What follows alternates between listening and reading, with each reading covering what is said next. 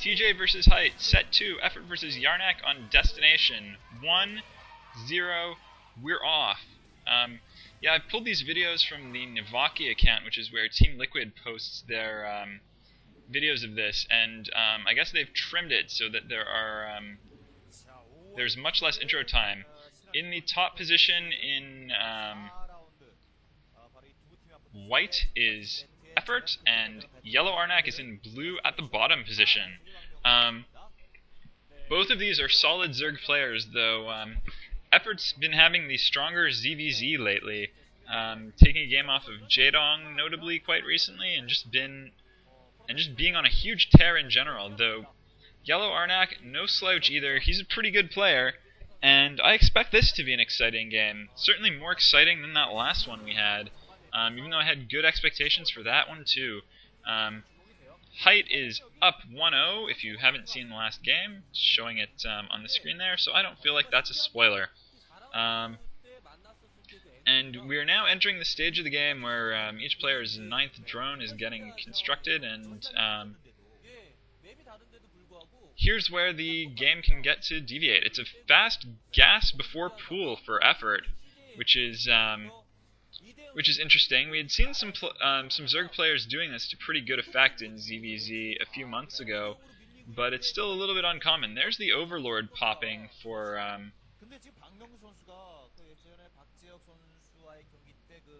EffOrt as well. So it looks like that is going to be a looks like that's going to be an overpool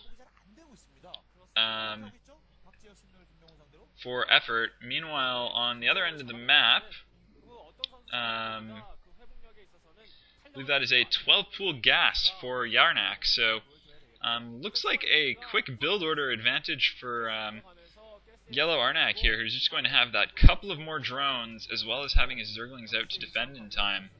So that is going to put the onus on EffOrt to do something about this. EffOrt is going to have his tech up a little bit quicker, but not so much quicker that it's going to make any huge difference. So it's going to take some good microplay to overcome the economic advantage that that YellOw is taking now that he's setting up his expansion as well.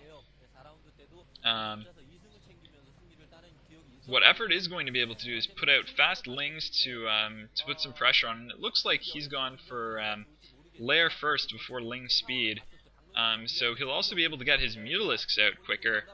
But now YellOw has scouted with his Overlord directly to the natural expansion of EffOrt and seen that there's no expansion there. So YellOw is going to know that he's going to be economically ahead if he can just hold this. So again, it's going to work out kind of similarly to the last game, where there's just going to be a sort of early game defensive stage, and then just a matter of trying to ride this economic advantage out to victory.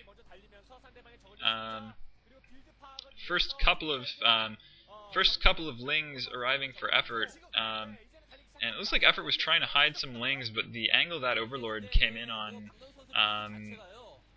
YellOw was able to spot them. Spire's on the way up for EffOrt, and I believe it's going to be at least another 15 or so seconds before YellOw can get his, but it's not such a big delay for not such a big delay as to make a difference. And just nice bit of ling micro by EffOrt and YellOw there. Just when it looked like EffOrt was going to be able to bust through the ramp, YellOw's reinforcements arrived in the nick of time. That could have been disastrous for him. That was really, really intense and close. But off of the two hatcheries, YellOw is going to be able to put out more lings, and he should be able to defend this pretty easily. The benefit of EffOrt forcing YellOw to make all these lings is that YellOw isn't going to be able to hoard as many larvae for Mutalisks when his Spire pops, but that's pretty small consolation considering the disadvantage that EffOrt is at otherwise.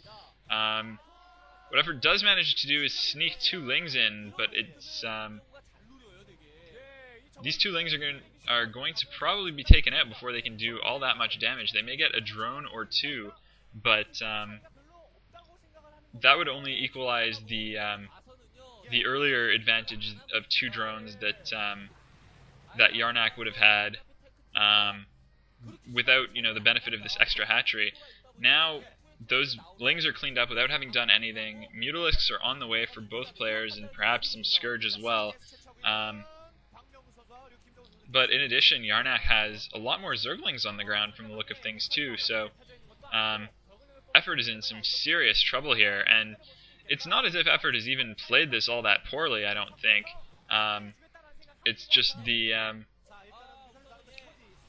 build order loss here really really becoming evident, and EffOrt sniping off an Overlord, and that's, you know, that's going to help matters, but it's I think just a little bit too little, too late. Certainly, there's going to be a Mutalisk battle where EffOrt may be able to make some progress, but with this Ling break as well, which was cleaned up a lot easier than I thought it would have been.